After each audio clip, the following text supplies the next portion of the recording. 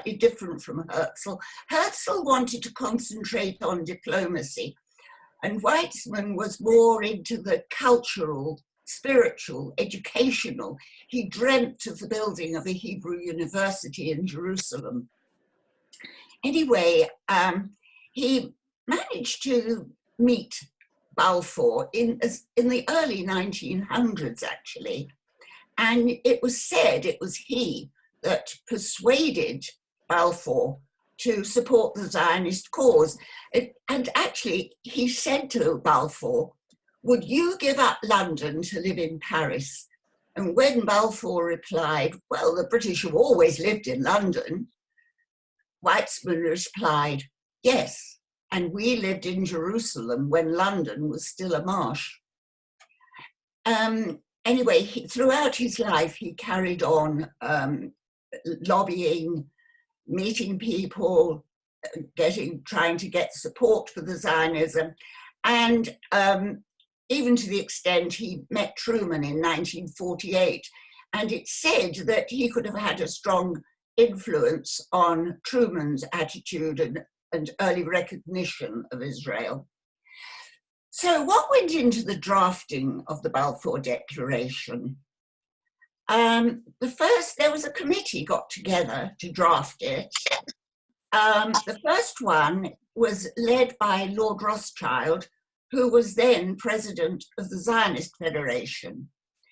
And a group of them, together with two sympathetic government members, Mark Sykes and Ronald Graham, there was a group of Jewish participants, including Israel Seif, Simon Marks, and Harry Sacker. And the first draft, which was called the Rothschild draft, which was in July 1917, said, "His Majesty's government accepts the principle that Palestine should be reconstituted as the national home of the Jewish people. His Majesty's government will use its best endeavours to secure the achievement of this object and will discuss the necessary methods and means with the Zionist organisation." This then was submitted to the British government, and there was toing and froing. And then, of course, on the 2nd of November, we got the version that we all know: His Majesty's government view with favour the establishment in Palestine of a national home for the Jewish people, and will use their best endeavours to facilitate the achievement of this object, it being clearly understood that nothing shall be done which may prejudice the civil and religious rights of existing non-Jewish communities in Palestine or the rights and political status enjoyed by Jews in any other country. And then he says, "I should be grateful if you would bring this declaration to the knowledge of the Zionist Federation," signed Arthur James Balfour. And then, of course, on the 2nd of November, it was issued. And who do you think, and who would be the man on the horse, this British Army officer? Any options? There's a bridge named after him and roads. Alamein, General Alamein. Not Alamein, you're nearly there, Allenby. Oh, Allenby, sorry. Right. Yes, this is General Allenby. Here he is coming into Jerusalem. He led the British forces who defeated the Ottoman and German forces and got them out of Palestine. Actually, it was, and here he is on the 13th of November, coming into Jerusalem. And apparently when he got to the Jaffa Gate, he got down off his horse and, as a mark of respect, walked through the Jaffa Gate into the old city. And Lloyd George, who was then Prime Minister, described this as a Christmas present for the British people. Of course, in 1920, at the San Remo conference, the Balfour Declaration was used as a basis for a Palestine mandate. And then in 22, the British mandate came into being.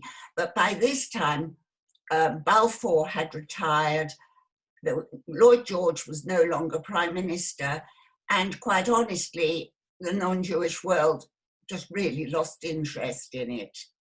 So yes, let's go on to the next page, because, you know, after this time, as I said, it was, you know, there were all the problems that the people faced getting in there. The British administering the mandate didn't seem very interested in establishing a Jewish state, and really, actually, Gertie Landy. Who remembers Gertie Landy? Yes. Yes, I'm sure Don't- some people do. Me, Esther. Yes, of course. I remember.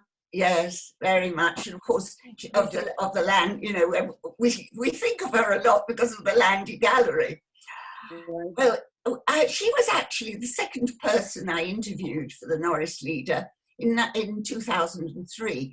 And she told me that in 1934, she visited Palestine with her father, and he bought an orange grove in Kfar Saba. And he had to come back to England, but he left her there to see through the completion of the purchase.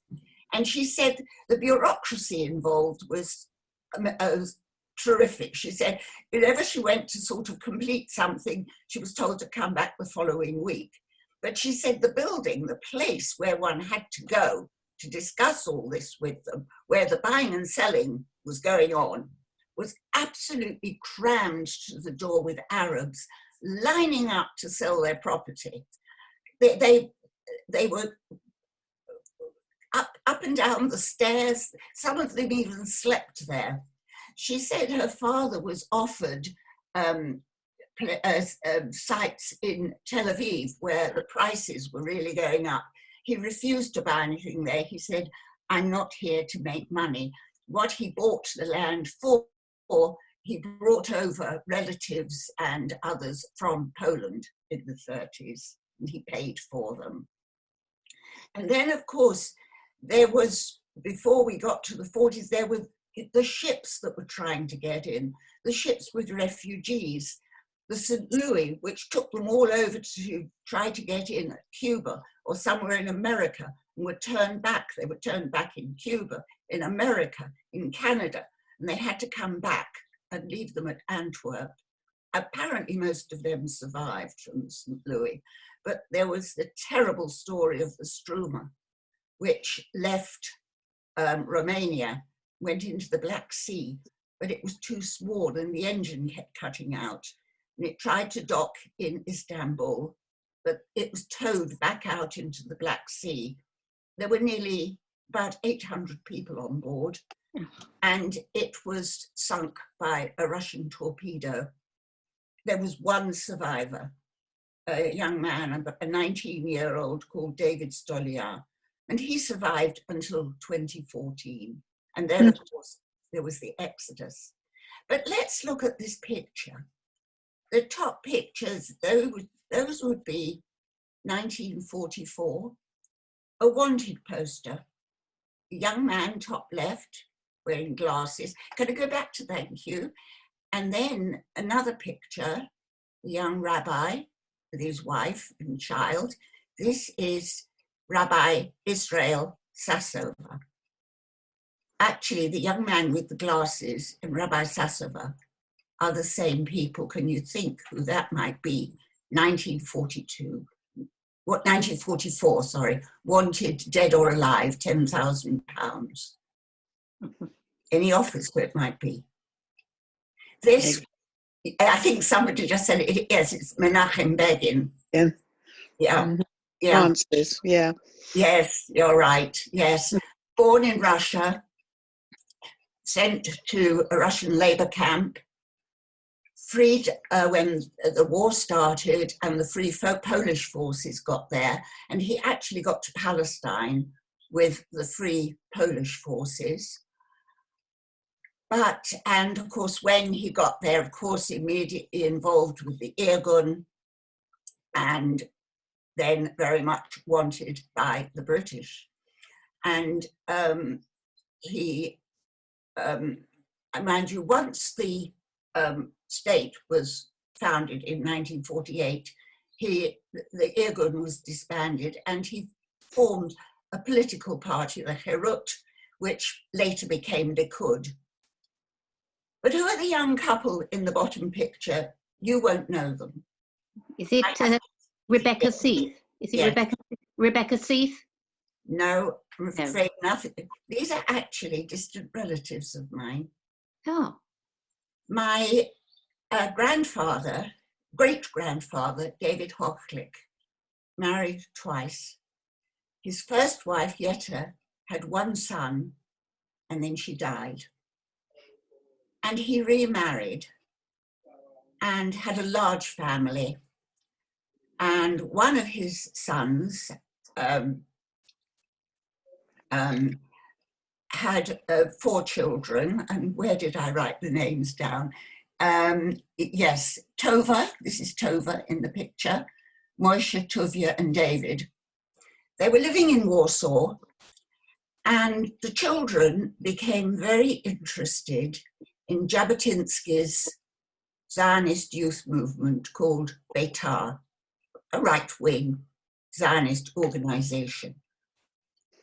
Eventually, in the 1930s, the family came over to Palestine, and the children were still active in Beitar.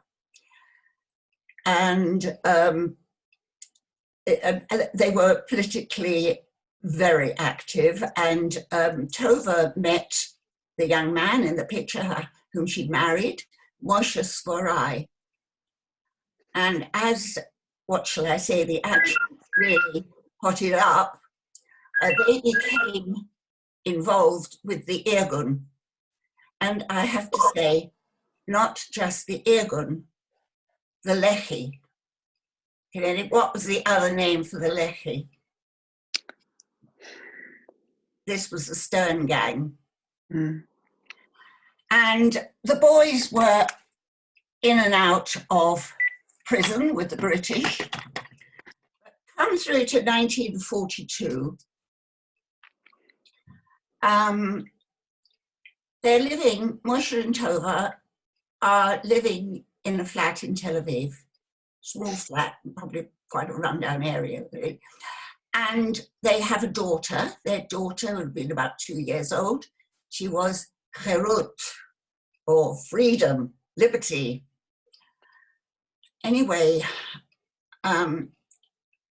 one day, Moshe comes back to the flat and he says to Tova, I have Yair outside. Now, Yair was the code name for Stern, for Abraham Stern. He said the British are looking for him. Nobody will take him in. Will you take him in?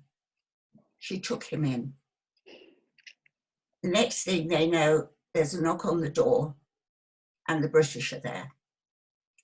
He hides, but they see evidence that somebody is there who shouldn't be. They find him and drag him out.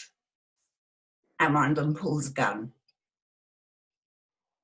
Tova apparently threw herself between them and said, shoot me first.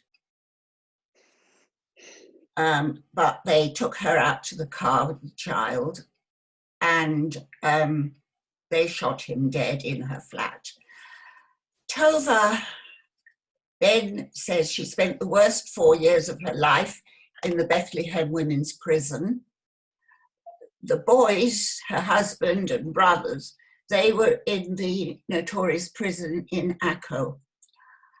During their time in prison, they were regularly visited by the prisoner's rabbi. Does anybody know who was the prisoner's rabbi? This was Reb Aryeh Levine. His story is told in a book called At Sadik in Our Time. It's written by one of his pupils. It's a little bit sycophantic in tone, but a fascinating book, so interesting. He used to visit the prisons regularly, and he was so respected by the British that they would never lay a finger on him, never touch him, never search him. And whatever the weather, he always wore a big black coat. Inside the coat pockets, he used to carry messages and whatever. And still to this day, every year on his birthday, there's a reunion of the prisoners and now their descendants, and also the Rebbes, the rabbis' descendants. And funnily enough, one of his grandsons visited the shul a couple of years ago, and I asked him, do you know the Sporais? And he said, of course I do. And apparently, you know, he still sees them. I have to tell you, I cannot quite believe that Tova and I, when we were both born, had the same surname, because I can assure you that there the similarity ends. I can't quite believe the story. And I did meet them late on in their lives. They were both tiny and dear, sweet little couple. As I said, you could never believe. And Herut, when she was in this country, hasn't been recently, would phone me and we go out and have a coffee together. So that was one story that happened at that time. All right, should we go on to the next picture? Yes, well, of course, you could, that's right. You can, let me make sure I get this. This is on May, on the 14th of May, 1948, the British mandate ended. I think the British were pleased to get out by this time. And here we have the first meeting of the Provisional State Council. This was in Tel Aviv, and they declared the establishment of the state. And of course, there on the wall is the picture of Herzl. And I always find it very difficult to believe that Herzl actually died in 1904, and he was only 44 when he died. And yet we remember him as the father of Zionism, and he holds such an important place. But then, of course, after the establishment of the state, I mean, fighting broke out, and there was a very, very difficult time. I want at this point, of course, with the foundation of the state and all the fighting that was going on, and the British Army being involved in all this fighting, and British casualties with what was going on, does anybody have any memory of this being in this country at this time? Anybody here? I was at school at this time, and of course, there weren't Jewish schools. We were all in non-Jewish schools, mostly non-Jewish schools. I was very fortunate. I was at a very posh boarding school. And frankly, I had little bother. As far as I was concerned, it was okay. Although members of staff, young women, would have had a husband, perhaps, fiancé, involved in this fighting in Israel, Palestine.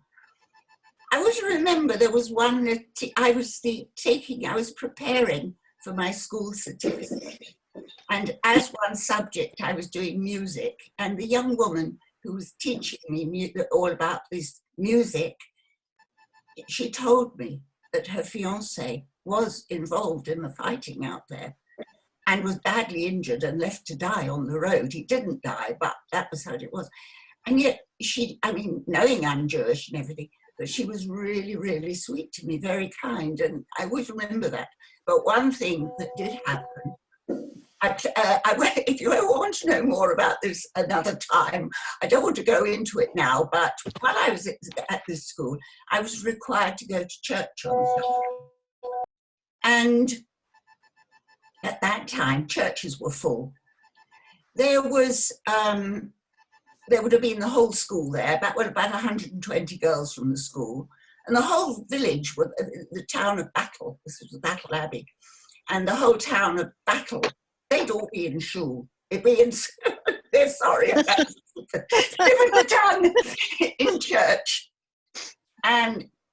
But one Sunday, and I will never forget this, the Dean of Battle got up into the pulpit, and we're talking about 1948, and he talked about the disgraceful things that the Jews were doing out in Palestine.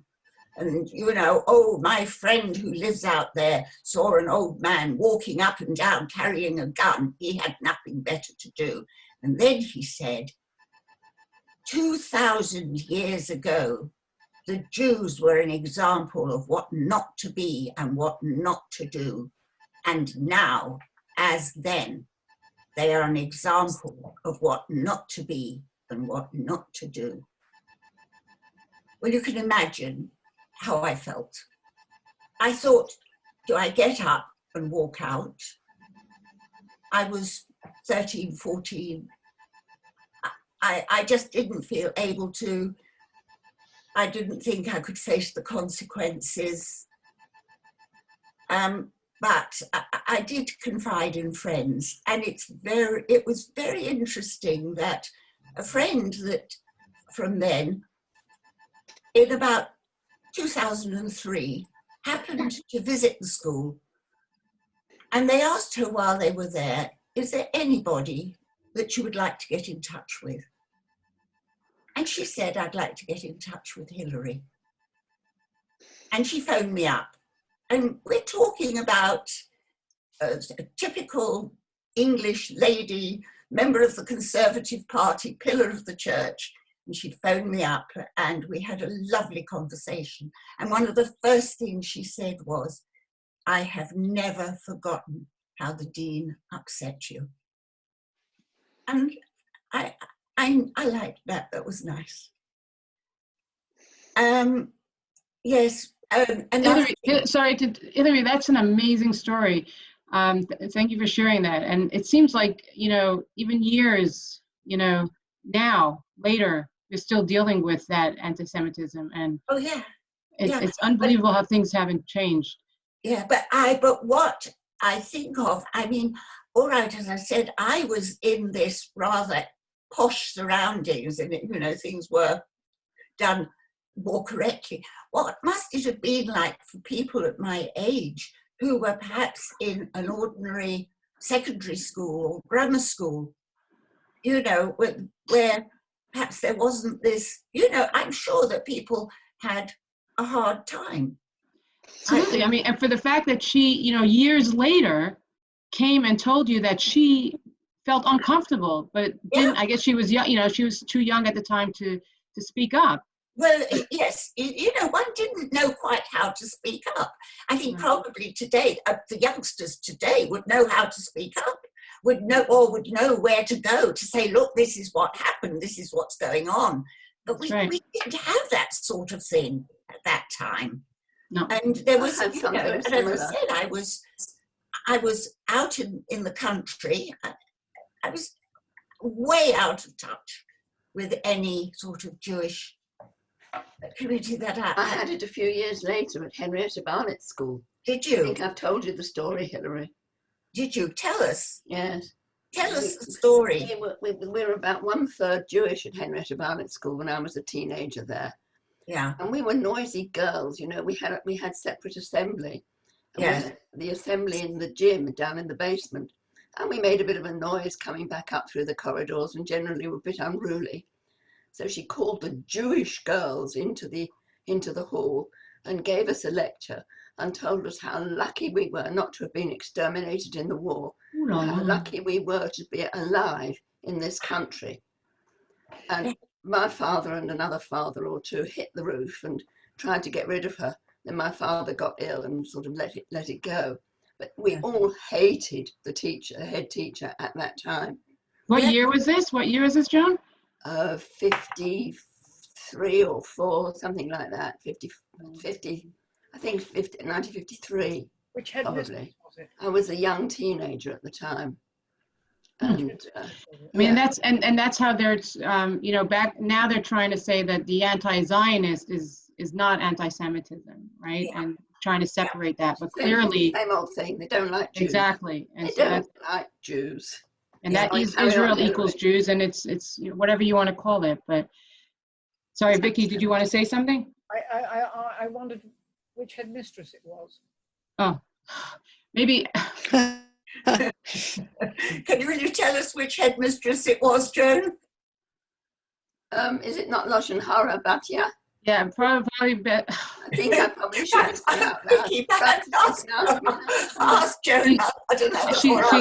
Was she dismissed? Was she dismissed and taken care of? He And wasn't, because Oh, really? my father and the other particular father, who were really motivated and moving to try and get rid of her, my father became very ill and okay. got discontinued. Oh. When actually her death was announced in the Daily Telegraph, my father had died, and I read it to my mother. I said, "Look, Miss Lee died."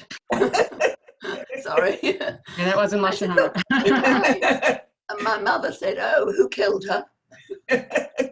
Oh, yeah. But anyway, yeah. So, but thank God. Well, we'll let. Sorry, I just, you know, I think that's an important story that you all bring up, and to mention that, you know, this is why, you know, the fact that we have the state of Israel today is something really tremendous and a blessing. Absolutely. Even with all its. I mean, yes, as I said, in the bottom picture, and I can remember Gertie Landy telling me about this as well, because when the estate was sort of founded, she said everybody just spilled out into the streets dancing, and that sort of in the bottom picture, just showing that people were just poured out into the streets and they were all dancing.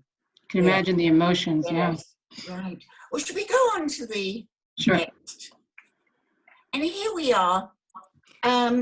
This is a run through of who have been. Of course, these are the presidents, and you can see the first one is Chaim Weizmann, 49 to 52. By this time, actually, he was a bit out of sync with the mainstream Zionist organizations. They considered him a bit too, you know, not strongly enough. He was too perhaps forgiving of this, that, and the other.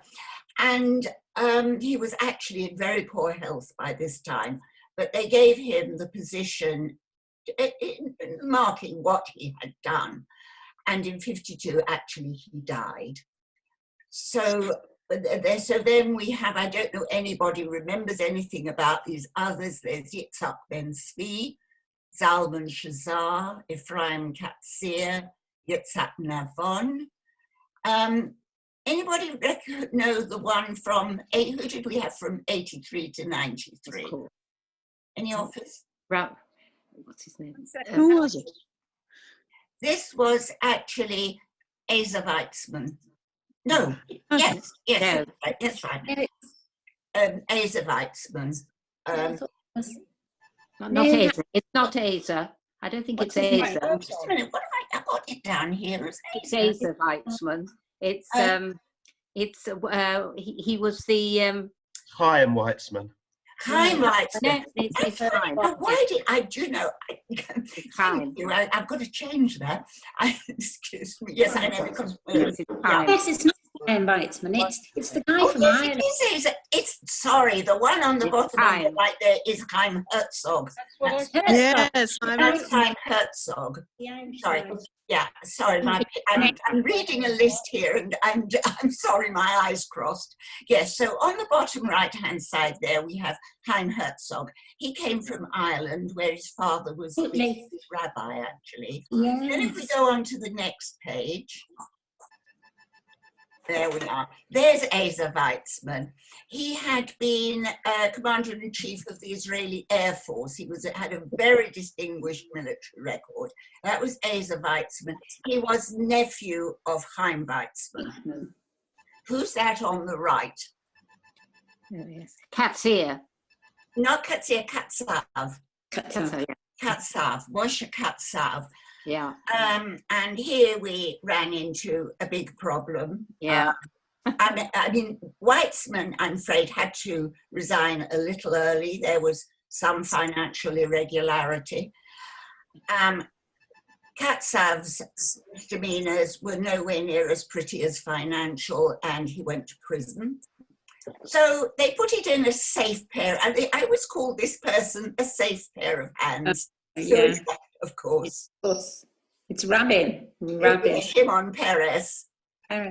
Shimon Peres, yes, who was president until 2014, and of course now we have the rather avuncular-looking Reuven Rivlin. So let's go on to the next, and here, of course, we have the prime ministers, starting with at the top there, Ben-Gurion. Ben-Gurion. And then that is, by this time he was calling himself Moshe Sharet. I think he was originally from this country. His name was actually Moshe Shertok.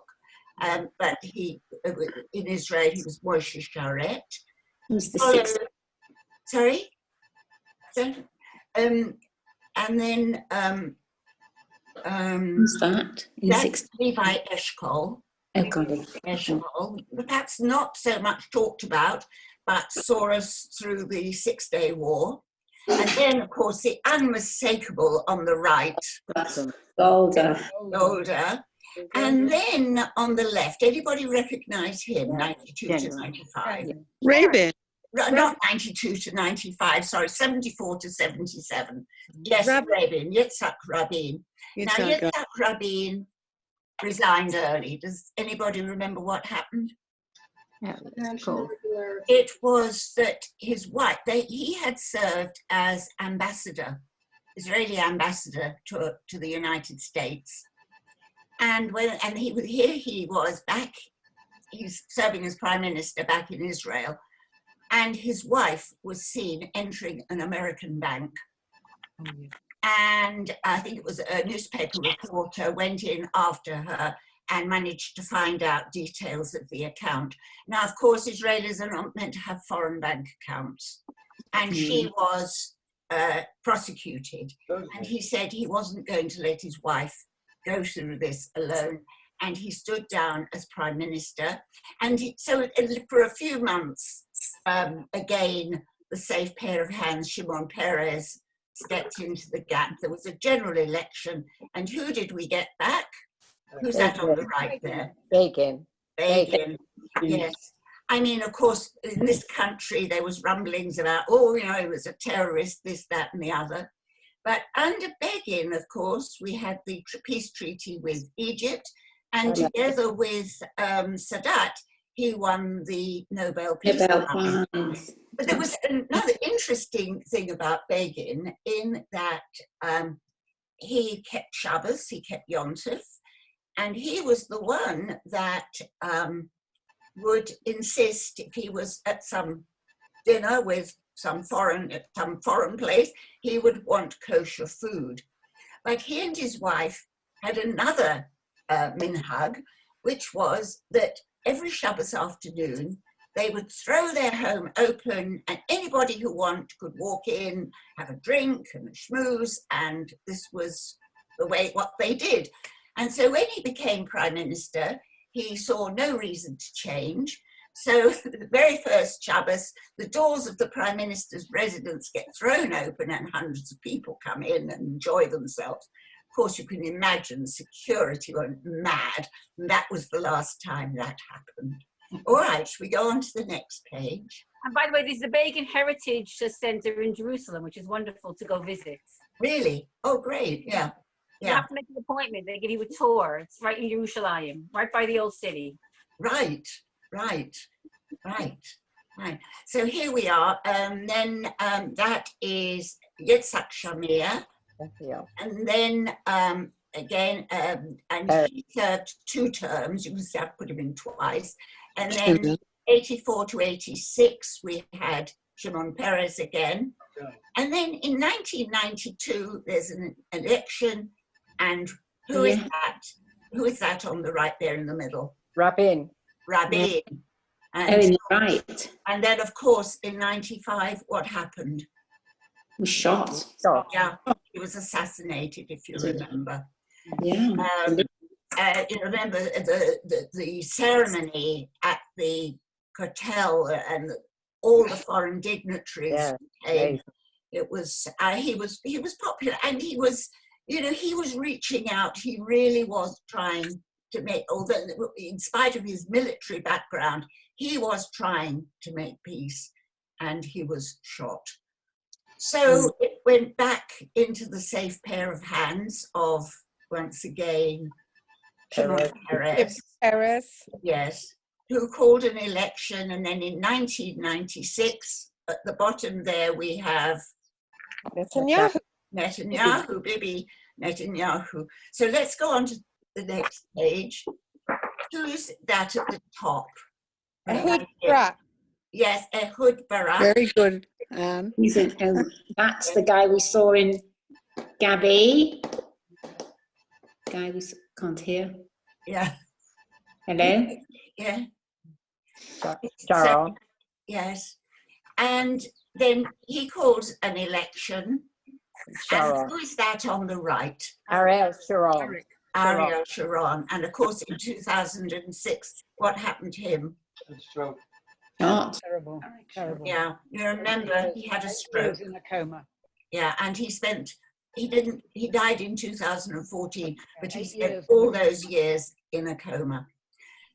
So in 2006, who is that on the left? It's the former mayor of Jerusalem. Yes. David Olmer. Olmert. Olmert. Ehud Olmert. Who ended up in the usual way. You usually ended up, yeah. I mean, this was out and out corruption. I remember being driven through the outskirts of Jerusalem. There's a big shopping mall we were going to. And in the middle of the hillside, there was only what I could describe, what Prince Charles would have called an absolute carbuncle. Absolutely out of tune with everything around it. A huge, with a block of flats.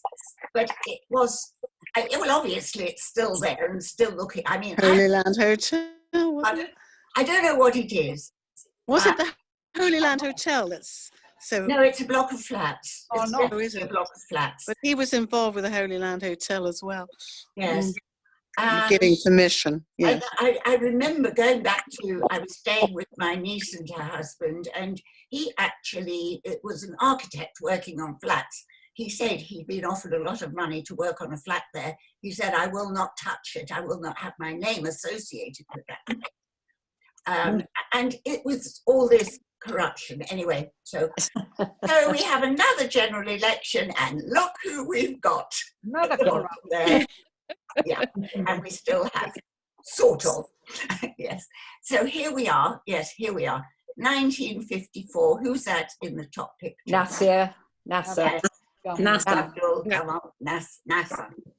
And what does he do? Had a problem with the Suez Canal, didn't we? He nationalized the Suez Canal, yes. And this country, who was Prime Minister here? That would have been Anthony Eden. Eden. Yes. Eden. Yeah. And for once, the British and the French got together, you remember, invaded Egypt, because the French, I think it's right that the French designed the canal. The British paid for it. Ferdinand de Lesseps. Ferdinand de Lesseps. Yes, it was the French. Yeah, Ferdinand de Lesseps. Was the French who built the Yes, canal? but, Yeah, the canal. Yeah. Anyway, Just in there. yeah, and so here we are, this invasion, and of course the Israelis came down over the Sinai. But of course, at this time, the United Nations, led by, believe it or not, the United States, says, oh, you can't just go walking into other people's countries like that. And they were made to get out. And of course, that was the end of Anthony Eden. So let's go on to the next page. Here we have The Knesset. building. Knesset. Yes. Yeah, that was completed in, it was completed in 1966. Who do you think paid for it? Rothschild. Yes, Rothschild. James A. de Rothschild as a gift to the State of Israel. It was completed in 1966. So we're all familiar with that, as we are with the menorah. Where did the menorah come from? Any offers? Who knows? There before 1966, because I remember seeing it in 1961. Right. I don't know, but whatever date it was a gift from this country, actually. It was built by a Jewish sculptor called Beno Elkan, but it was paid for and presented as a gift to the State of Israel by the Parliament of the United Kingdom in 1956. Yes, you're absolutely right, Vicky. With 7 branches, not 9. I mean, Yes. That's right. Yes. That's how it was. Yes. Yes. 3 each Yes. side. Yes. Yes. That's how it was. Yeah. Okay, let's go on to the next picture. And The next war. 1967, absolutely, the 6-Day War. State War. Yes. Now, what do you remember of the build-up to this 6-Day War when you were Hilary, in this can country? I mention this, because I'm going to have to go to, I've got a professional Yes, yes. meeting at, Yes, so Vicky wants to just say something. Yes. I'm going to have We to listen to Vicky first, yes. Thank you, Hilary. I'm going to have to leave. I think you know this already, Hilary, because we talked about this. I was just finishing my degree at university in the summer of 1967, and things were very tense. And all I can remember was the BBC, and here we were waiting with my parents for the news about what was happening in Israel, with bated breath. And all I can remember was that the cameras for the BBC were down in Plymouth, waiting for the arrival of Sir Francis Chichester and the Gypsy Moth. And that was my abiding memory, an irritation with the BBC even back then. And all we could hear, waiting for news about what was going on in 1967 in the Middle East. And we're waiting at the harbour, and Sir Francis Chichester is coming in on Gypsy Moth. And that is my abiding memory. But I also have a memory of the fundraising in the Shul Hall in Norris Lee, as it was then, and how I was appalled at not the amount raised, which was wonderful, but the way in which people publicly stated how much they were going to give, which I felt was not the way we British people should do it. And with that, could I just say thank you, Hilary, for a wonderful illustrated tour d'horizon of the State of Israel, and wish everyone Yom Ha'atzmaut Sameach. Bye, Vicky. To you. In case you don't know Hilary's story about Gypsy Moth 4 and Sir Francis Chichester, have you got another minute to wait? Actually, shall I tell them? I know. I have to admit that I was actually at that time. Well, yes, I actually was involved with Sir Francis Chichester for 10 years. I did all his personal typing, and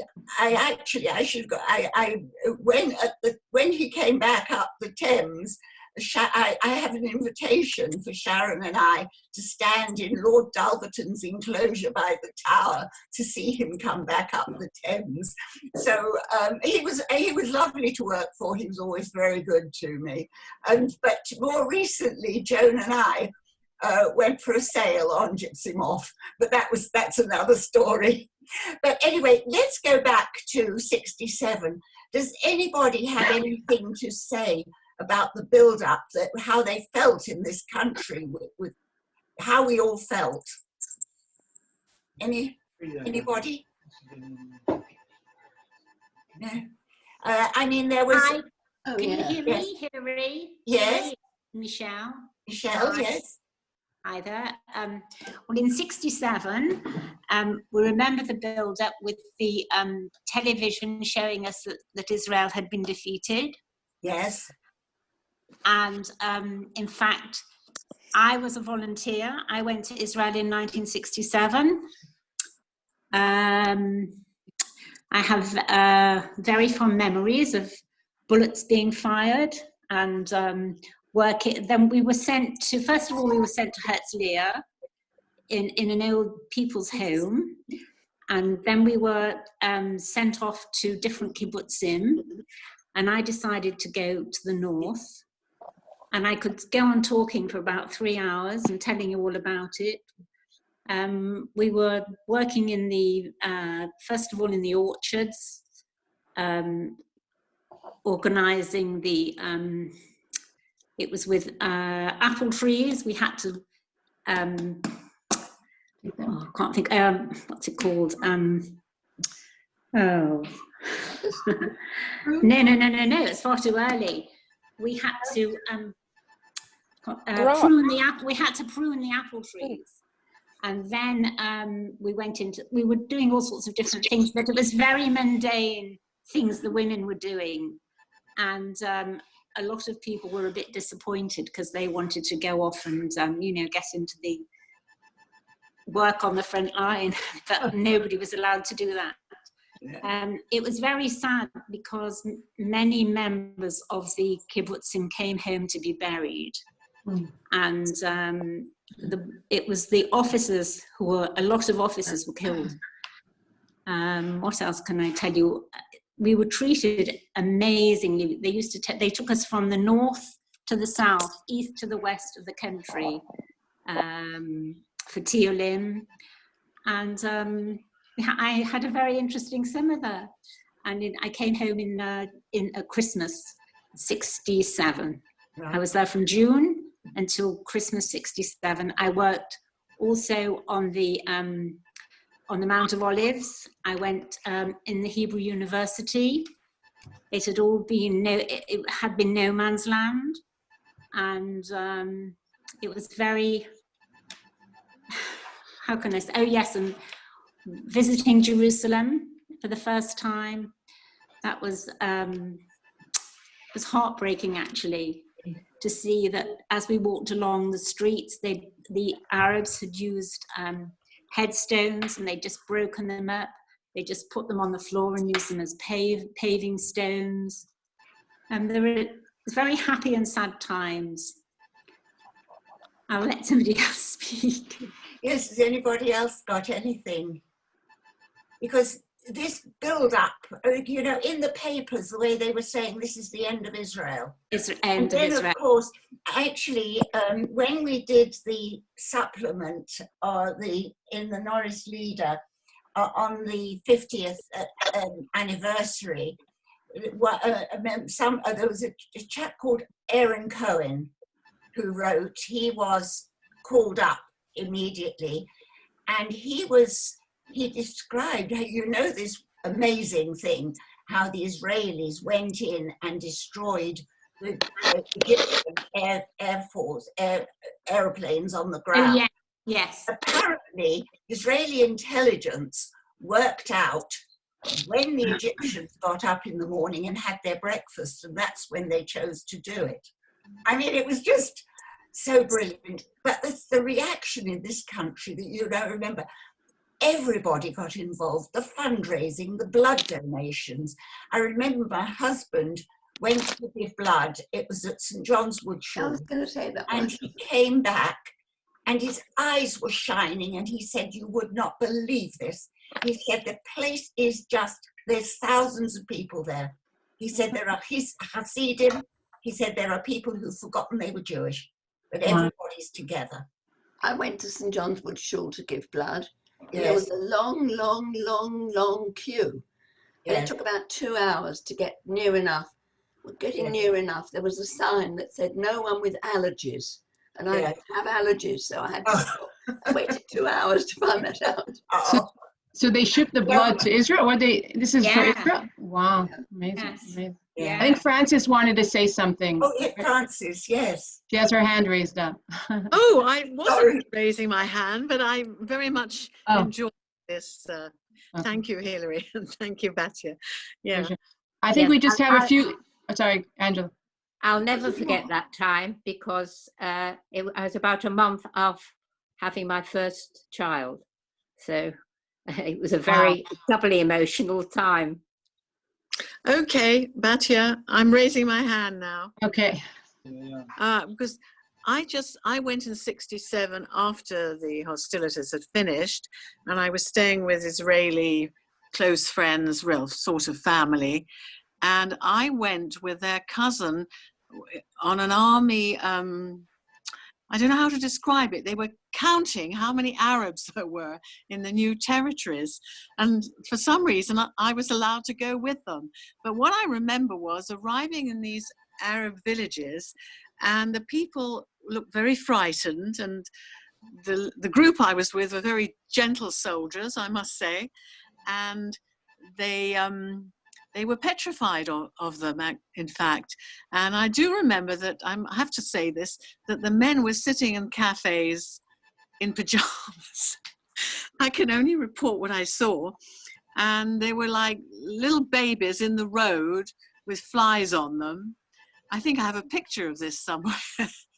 And it's a very strong memory of that time immediately after the hostilities ceased. And that's what I wanted to tell you about.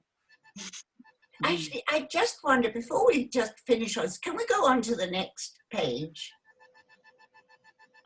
Yes, this of course is Diane coming into the old city, and in the bottom picture, now Nomi Gross told the story. She was at school, she grew up in Jerusalem, and she told the story of living through the fight for Jerusalem and how she was trying to get home from school and running along a street with bullets sort of crushing all around her. And she said that it was just before Shavuos, of course, and they issued, please do not try to get to the hotel. We promise you can get there for Shavuos, but there are mines still there, and please do not go, it is not safe. And she said one of her school friends ignored this and lost a leg. Oh. And so that was a very sad story. But of course she was there, and she described going down, the queue of people getting down there. And if we can just go on to the next page. Everybody knows this. I just wanted to say something about the photographer. The photographer was David Rubinger, who worked for the Jerusalem Post, and he got wind that they were, that the wall had been taken, the old city had been taken, and he went there with his camera, and he was actually lying on his back, taking pictures of the wall, and then the soldiers began to walk through. And he took these photographs.